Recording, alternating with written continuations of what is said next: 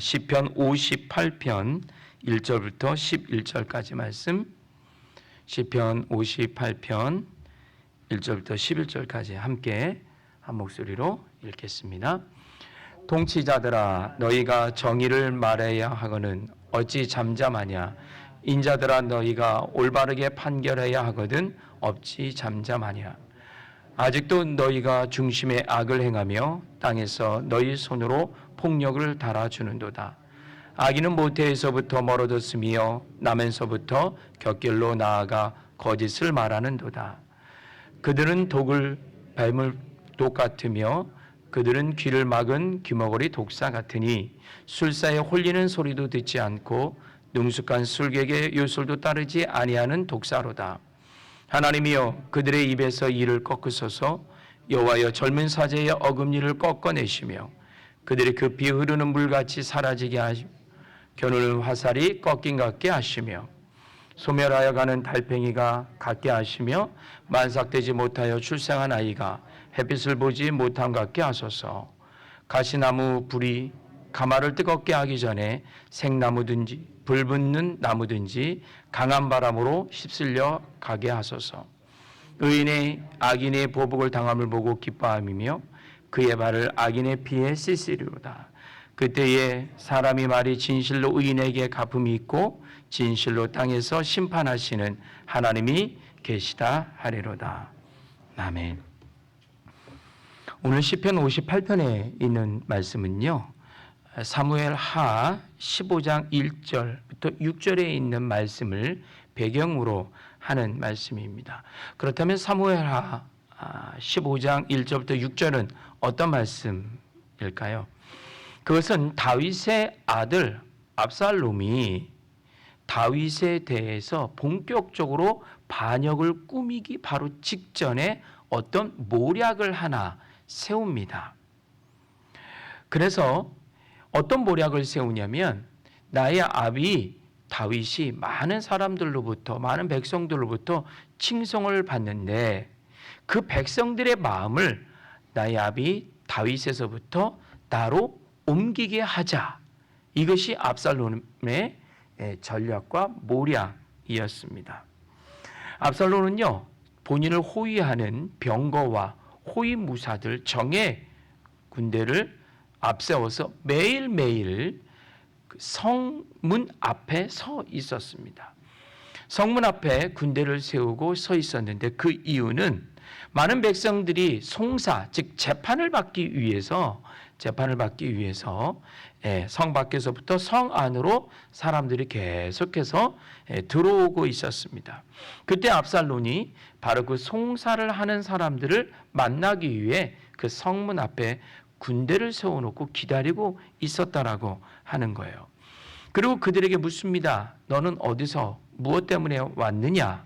그러자 나는 어느 지파의 어느 지방에 사는 사람인데 이러이러한 저차저차한 일로 재판을 받기 위해서, 옳고 그름을 따지기 위해서 왔다. 이렇게 이야기하는 거예요. 그때마다 압살롬이 그에게 말을 합니다.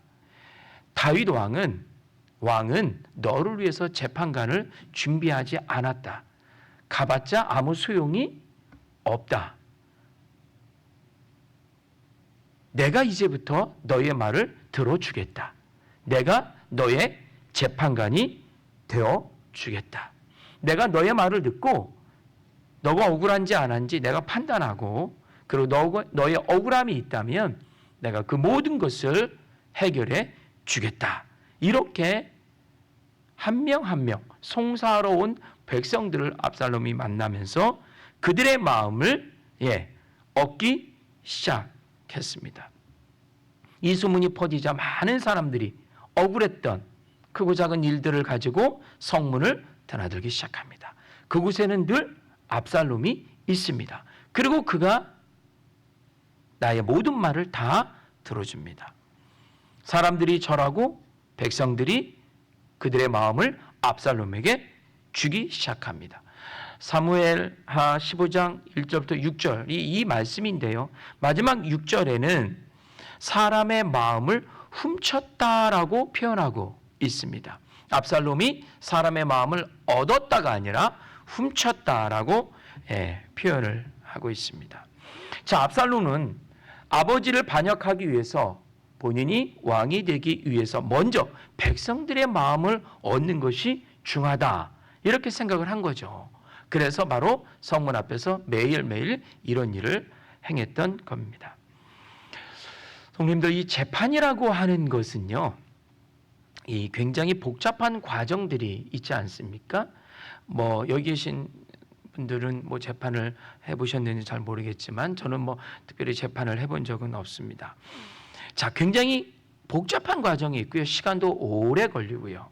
하지만 그 재판의 그 끝과 그 목적은 언제나 옳은 것, 정의로움, 선한 것이 승리하기 위해서, 그것을 시시비비 가리기 위해서 재판을 하는 것 아니겠습니까? 그러나 우리가 생각하는 것보다 그 재판의 결과들이 다양하게 달리 나타날 때도 굉장히 많이 있습니다.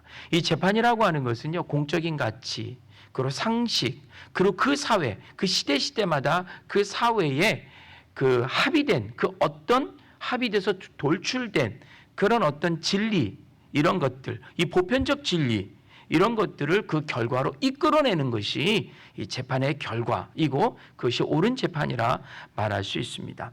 당시는요, 유대 사회입니다. 유대 사회에서의 재판의 기준, 그 판결의 결과는 무엇이었을까요?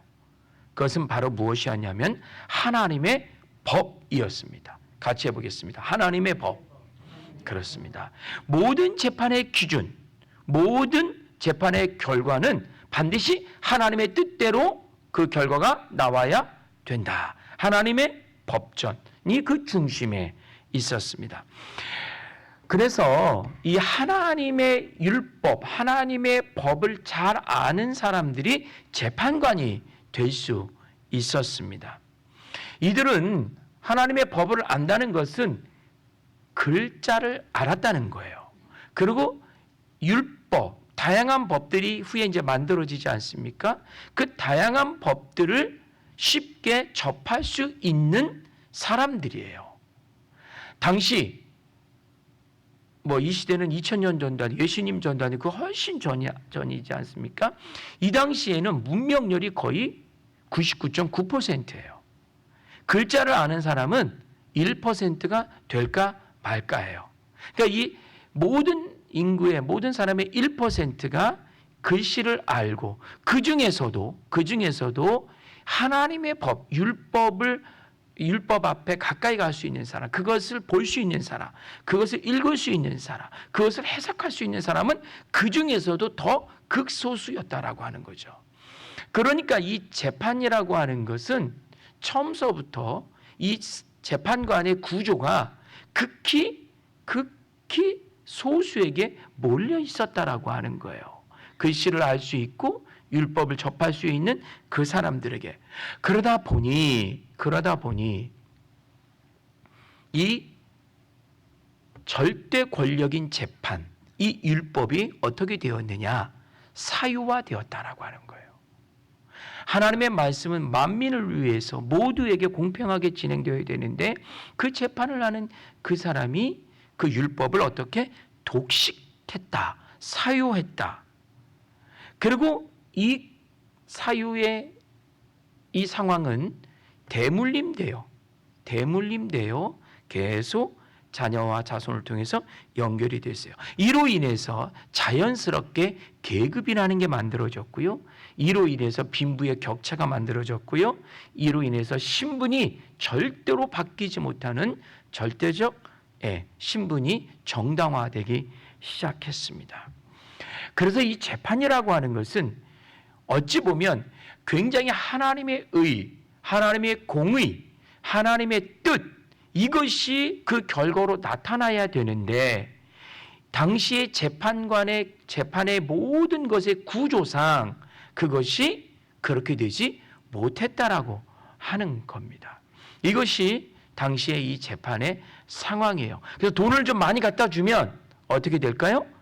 그만큼 유리한 재판이 나올 수밖에 없는. 그리고 힘 있는 자가 의뢰하면 그만큼 더 좋은 재판이 결과가 나올 수밖에 없는. 물론 지금 역시도 이 시대에 살고 있는 우리 역시도 그런 구조 속에 또한 살고 있는 건 또 부인할 수가 없습니다. 자, 이런 상황에서 압살롬은 왕의 아들이에요. 차기 왕권을 가질 수 있는 사람이에요. 그러니 이 사람이 판단하는 것은 너무너무 당연했던 거예요. 그리고 많은 백성들이 압살롬이 결정해 주는 것, 압살롬이 말해 주는 것에 엄청난 신뢰를 가질 수밖에 없었던 것이고, 그가 말해주고 그가 내 편이 되어주니 어떻게 하겠습니까? 그렇죠. 나의 마음을 다 그에게 줄 수밖에 없고 그 앞에 경배하고 절할 수밖에 없었던 거예요. 압살롬과 그를 도와서 재판한 그 모든 사람들이, 그 소수들이, 그 동기가 분명 순수했을까요? 순수하지 않았을까요? 당연히 순수하지 않았던 거죠. 동기가 순수하지 않았다는 것은 그 재판의 기준이 바로 내 자신이 되었다라고 하는 거예요. 그리고 내 자신이 그 기준이 돼서 무언가를 지금 의도하고 있다라고 하는 거예요. 재판의 기준은 하나님의 법이어야 됩니다. 재판의 기준은 하나님의 율법, 하나님의 말씀이어야 돼요. 하지만 압살롬은 그 하나님의 법의 자리에 본인이 들어가 있었던 거죠. 그리고 무언가의 의도를 가지고 백성들을 만나 재판했던 것입니다. 그 의도는 우리가 쉽게 알 수 있습니다. 그 목적은 바로 백성들의 마음을 얻는 것. 다시 말해 표현하면 아버지의, 나의 아비에게 향했던 백성들의 마음을 어떻게 내가 빼앗는 것, 나에게 돌이키게 하는 것. 예, 그거예요. 결국 백성들의 마음을 수단으로 해서 권력을 잡겠다라고 하는 겁니다. 이 얼마나 불순한 의도입니까? 순수한 백성들, 아무것도 모르는 백성들, 약해 있는 백성들, 매일매일 억울하게 매를 맞고 힘 있는 자에게 고통을 당하고 억압을 당해서 그거 하나 해결해 보려고 성문을 매일매일 드나들고 있는데 거기에 그들의 마음을 빼앗아요. 왜? 그들을 사랑하고 그들을 돕고 그들의 삶을 재건하고? 아니요. 그러려고 재판하는 것이 아니라 그들의 마음을 빼앗기 위해서 재판을 합니다. 이게 처음부터 끝까지 다 잘못된 거예요. 처음부터 끝까지 다 무언가가 이상하게 돌아가고 있는 겁니다. 하나님의 마음은요, 사람에게 있을 수 없어요. 하나님의 마음은, 백성의 마음은 사람에게 있을 수 없어요. 백성의 마음은 하나님께만 있는 겁니다. 아멘. 우리의 마음이요, 하나님께 온전히 있어야 됩니다.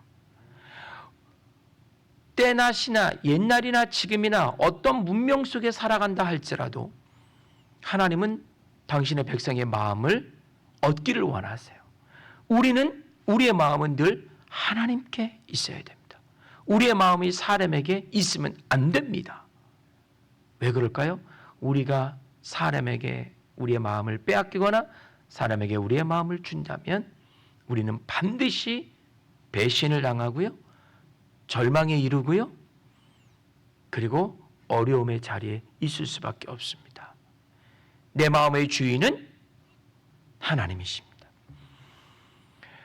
백성의 마음은 하나님께 있어야 돼요. 그래서 하나님이 세우신, 하나님이 인정하시는 사람에게 백성의 마음을 붙이십니다. 이게 굉장히 중요한 이 땅을 통치하시는 하나님의 질서예요. 하나님의 사람을 세우고 하나님의 대리자를 세우고 그리고 백성의 마음을 그에게 붙이시는 거예요. 하나님의 사람이 아닌 자에게 백성의 마음을 하나님이 붙이시지 않아요. 반드시 하나님의 사람, 하나님이 인정하시는 사람에게 백성의 마음을 붙입니다. 그 이유는 그렇게 해야 하나님의 법이 이 땅 가운데 실현되는 거고요, 하나님의 통치가 이 땅 가운데서 이루어지는 하나님의 나라가 되기 때문에 그렇습니다. 하나님 마음에 합한 자를 통하여 하나님 나라를 이루신 것이 하나님 마음에 합하지 않는 자, 불순한 자를 통하여 하나님 나라를 이룰 수가 없기 때문에 그렇습니다. 오늘 본문의 배경은요, 그렇다면 하나님 나라의 통치를 위해서 하나님이 선택한 사람이 누구였느냐? 그는 바로 압살롬이었을까요? 아닙니다. 여전히 다윗입니다. 다윗을 통하여 하나님은 그 나라를 이루기를 원하고 계셨어요. 그래서 하나님은 이 다윗을 왕의 자리로 세우셨고 재판관의 자리에 세우셨습니다. 왕이라고 하는 건요, 고대 사회의 왕은 곧 재판관입니다. 모세가 애굽을 떠나서 광야에서 하루 종일 뭐를 했습니까? 하루 종일 한 것이 뭐냐면 백성들을 어떻게 재판했어요. 그러자 그거를 도저히 볼 수가 없어서 사람을 세우자. 그래서 1000부장, 100부장, 50부장을 세운 거예요. 예. 그래서 왕은, 지도자는 무엇을 하는 사람이냐면 하나님의 말씀을 유일하게 그 하나님의 말씀을 알기 때문에 그 하나님의 법으로, 하나님의 말씀으로 세상의 옳고 그름을 판가름하는 사람, 그것이 고대 사회의 왕이었어요. 그래서 그는 곧 재판관이었어요. 솔로몬이 재판을 하는 그 유명한 장면이 나오죠. 이게 중요한 상징적인 의미인데, 왕의 하루 업무 중에 굉장히 중요한 업무, 많은 시간을 할애하는 업무가 바로 재판하는 일이었다라고 하는 것입니다. 왜? 하나님이 그를 재판관으로 세우셨기 때문에. 하나님은 다윗을 재판관으로 세웠어요. 다시 말해 다윗에게 반기를 든다는 것은 하나님의 통치와 하나님의 의도를 이해하지 못하고 하나님 나라의 질서를 파괴하는 그런 행위인 것입니다. 물론 다윗이 완벽한 사람이었을까요? 절대 그렇지 않습니다. 다윗이 치적하는 그 기간 동안 수많은 악행을 저질렀어요. 우리가 성경을 보면 역대상하, 사무엘상하, 시편에 다윗이 고백하는 여러 가지 이야기, 그 모든 배경을 보면 다윗은 엄청난 잘못을 하는, 악행을 하는 사람이었어요. 그때마다 크고 작은 반란과 다툼들이 계속해서 벌어졌어요. 그렇다면 압살롬은 나의 아비가 잘못했어. 하나님 앞에서 불의를 저질렀어. 그러니 내가 나의 아비의 자리를 대신하여 신실한 하나님의 사람이 되어 이 질서를 바로 잡겠다라고 하는 의도로 간 것은 절대 아니었죠. 아비의 잘못에 저항하는 것이 아니라 본인이 재판관이 되어 아비의 자리를, 권력욕을 탐했던 이유 때문에 본인이 재판관이 되려 했던 것입니다. 이것은 하나님의 정의하고도 전혀 어긋나고요, 하나님의 나라의 질서하고도 전혀 다르고요, 전혀 다른 반란을 꾸몄던 것이죠. 그 반란의 기반을 만들기 위해서 순수한 백성들의 마음을 빼앗았어요. 무책임한 재판을 그 짧은 시간에 그 성 밖에서 그냥 결과들을 난무하게 선포해버렸어요. 더 많은 혼란과 악의 정당성을 만드는 그런 결과를 초래했다라고 하는 거예요. 오늘 본문 2절 말씀을 함께 보겠습니다. 아직도 너희가 중심에 악을 행하며 땅에서 너희 손으로 폭력을 달아주는도다. 바로 본인이 지금 무슨 일을 하고 있는지도 몰라요. 악을 행해요. 그래서 본인의 힘을 가지고 폭력을 행사하는 이 압살롬의 모습을 보고 있는 거예요. 오늘 시편 기자는 이 악한 통치자, 이 재판관을 독사로 비유하고 있습니다.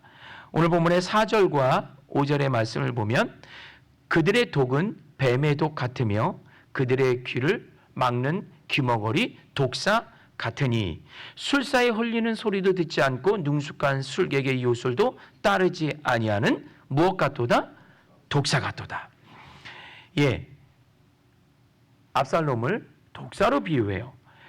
뱀은 그 술객의 그 요술에 따라 요리조리 움직이지 않습니까? 그 보통 이렇게 우리가 영상 같은 데 보면 필이 불면 뱀이 움직이잖아요. 그리고 그 술사의 그 의도에 따라 뱀이 움직여요.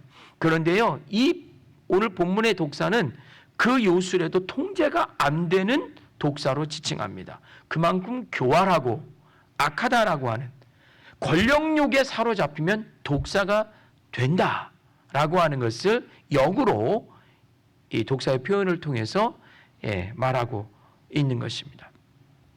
백성은 수단이 되고 반대하는 세력은 압이라도 제거하고 하나님의 법과 규례와 율법은 어디서도 찾아볼 수 없는, 그 마음에 품은 것은 백성이 아니고 하나님이 아니고 나의 아비가 아니라 그 마음에 품은 것은 바로 독사의 독을 품었다, 이렇게 말하고 있습니다. 어찌 하나님의 백성을 다스리고 재판하려고 하는데 하나님의 마음을 품지 않을 수가 있겠습니까? 이것은 바로 독사와 같은 자들입니다. 그렇다면 이 절대적인, 이 무서운 독사 같은 자들을 향해 우리는 어떻게 해야 할까요? 시편 기자는 결론적으로 말합니다. 하나님께 간구해야 한다. 하나님께 기도해야 한다.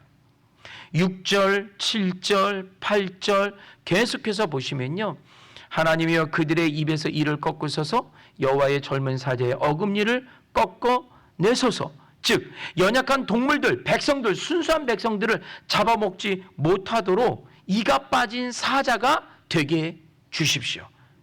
저 재판관이, 저 악한 통치자가 물이 흐르는 것처럼 빨리 흘러, 제발 물이 빨리 사라져서, 빨리 흐르면 불이 빨리 사라지잖아요.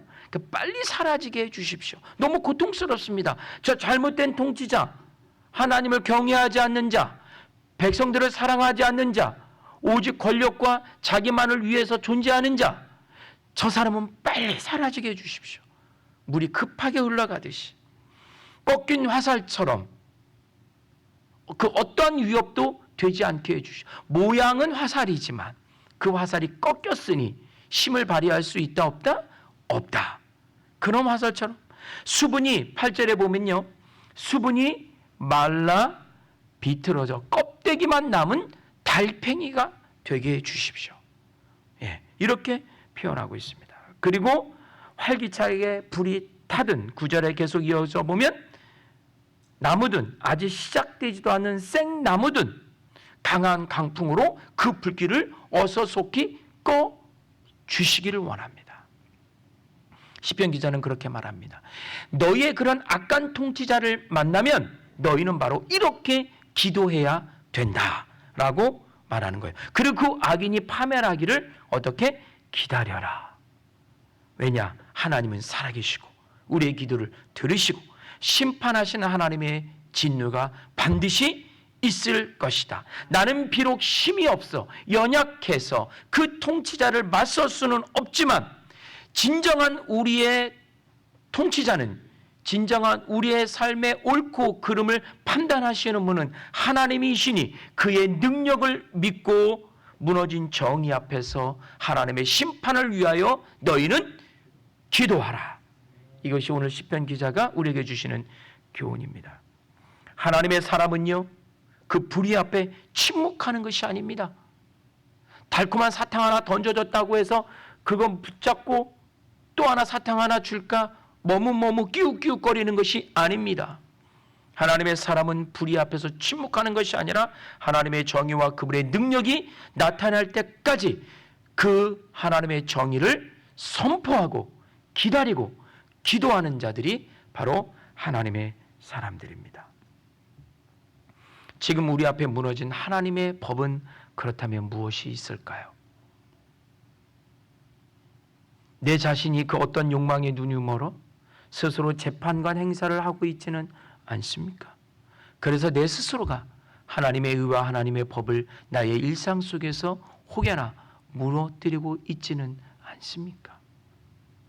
이 새벽에 우리가 깊은 묵상을 통해서요, 내가 무너뜨린 주님의 법, 나의 가족 속에 무너진 주의 것, 내가 속해 있는 공동체 속에서 무너진 하나님의 정의가 무엇인지를 우리는 이 말씀을 통하여 깊이 묵상하는 이 아침이 되기를 소망합니다. 그래서 기도하십시오. 내 안에서 무너진 것, 내 안에서 무너진 것, 내 밖에서 무너진 것, 내 안과 밖에 모든 무너진 것들을 다시 하나님의 정의로 회복되게 해 주옵소서. 하나님의 사람들이 기도하고 기다리고 끝까지 당신의 능력을 믿고 나갈 때 하나님께서는 반드시 내 안과 밖이 무너진 그 모든 것들을 회복시켜 주실 줄 믿습니다.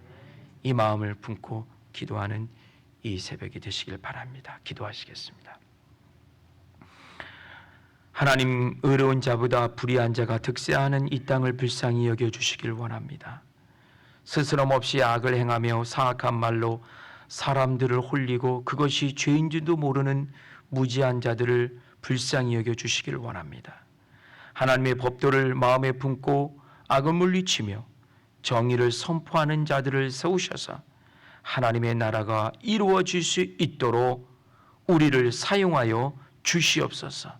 내 안에 안과 밖에 무너진 하나님의 법, 내 스스로가 재판장이 되어 내 스스로가 내 삶의 주인이 되어 무너졌던 그 모든 것들을 하나님께 고백하게 하여 주옵시며 그 모든 것들이 다시 회복되는 역사가 우리 가운데 있게 하여 주옵소서. 예수님의 이름으로 기도드립니다. 아멘.